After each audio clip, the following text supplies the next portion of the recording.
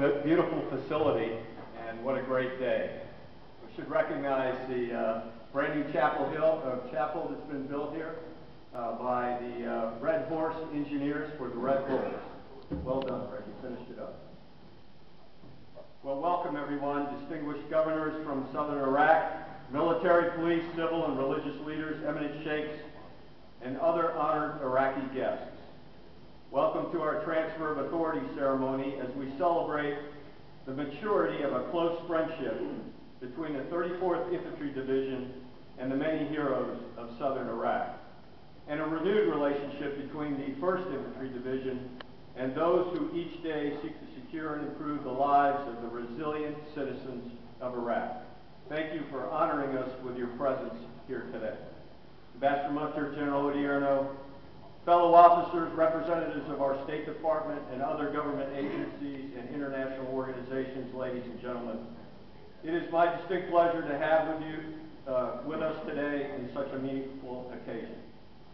The Red Bulls of the 34th Infantry Division and other friends from Minnesota and surrounding areas, I would just like to say up front that I am very sorry that Brett Favre and the Minnesota Vikings will not be playing in the big games in the next few days, or to be on record here. The Vikings had a great season, but they are not the only winning team from Minnesota. The Red Bull Division has a conspicuous and proud history of service to our nation, as you heard, beginning in 1917 during the First World War. Red Bulls cemented their reputation as a capable, battle-tested division while amassing over 500 days of combat in World War II, spanning 6 campaigns. Drawing upon its remarkable heritage, the 34th Division's success in Iraq demonstrates the maturity of the Army National Guard in preparing and deploying units into combat operations. The Red Bulls stood on the vanguard of freedom with their active component peers and excelled in a complex and demanding mission set, flawlessly executing the full spectrum of military operations.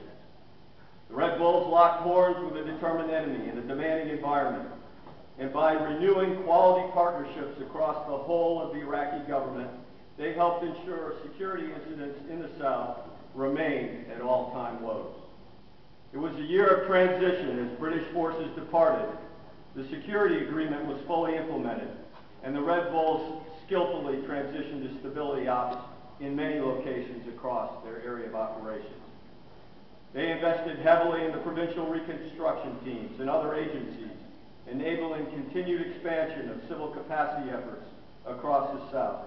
They created zones of friction between the borders and the urban areas to reduce the inflow of contraband, and worked with U.S. and Iraqi Special Forces units to detain many high-value targets and seize weapons caches throughout the South. They enabled real growth in the ports of entry and border infrastructure while countering malign external influences that seek to hold back progress in Iraq. They adapted to a new mindset, doing different with less, as they simultaneously reduced manning and equipment to meet our national strategy. They have excelled in building relationships through genuine respect for their Iraqi teammates.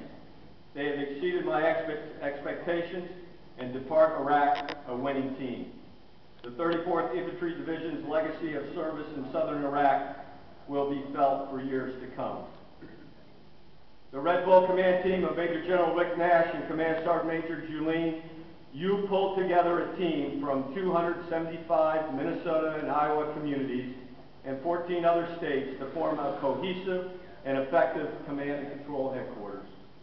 You were instrumental in defining the role of partnership in operations, developing close professional and personal relationships with your fellow Iraqi commanders, among them being General Uthman, Generals Mohammed, Habib, and Aziz, and all of the courageous provincial chiefs of police. You brought diverse organizations to common cause by extending a hand of friendship not only to local police government officials, Army and border enforcement units, but to local press agencies and religious leaders as well. You required much from your soldiers, but you took care of them and remained connected to the communities that sent you here to Iraq.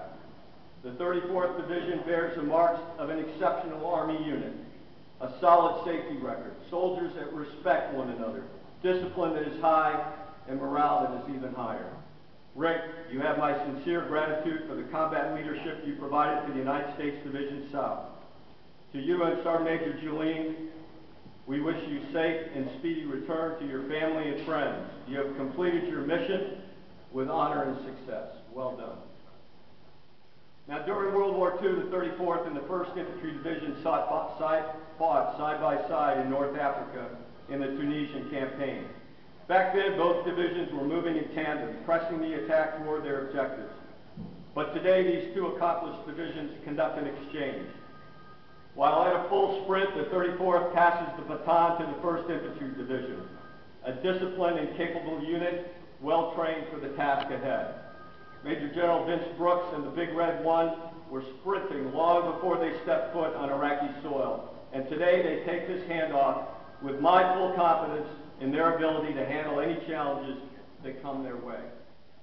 General Brooks is a veteran of Iraq, a smart, adept commander in whom I have complete trust to lead the United States Division South through the intense period of transition that we have already entered. To the leaders and soldiers of the Big Red One, you have an amazing legacy of full-spectrum capability.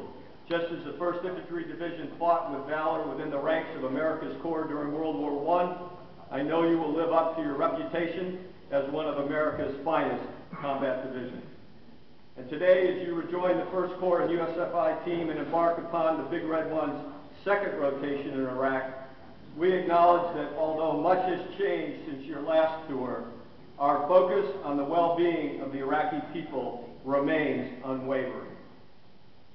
Back in 2008, as I visited Iraq in preparation to assume command, Basra was still smoldering in the immediate aftermath of the brilliant Charge of the Nights campaign. I knew then that to succeed in Iraq, Americans and Iraqis could and would work together as one. To our friends from southern Iraq, we have grown to trust one another and cooperate in a spirit of unity. You embrace the 34th Infantry Division, as I know you will, the 1st Infantry Division. Iraqis are strong and capable people who have sacrificed dearly, standing firmly upon the hope of a peaceful Iraq. A historic election will soon be upon us, one that most surely will set the course for the future of this nation. You have an opportunity that many other nations will never have.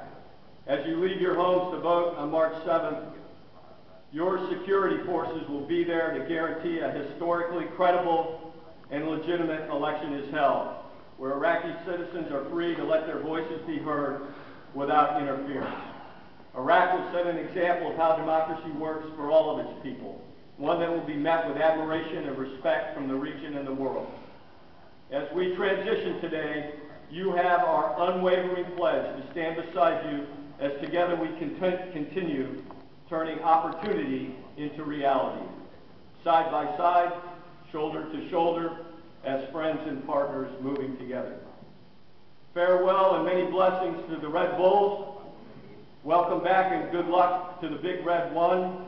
May God bless Iraq and the United States of America. Courage.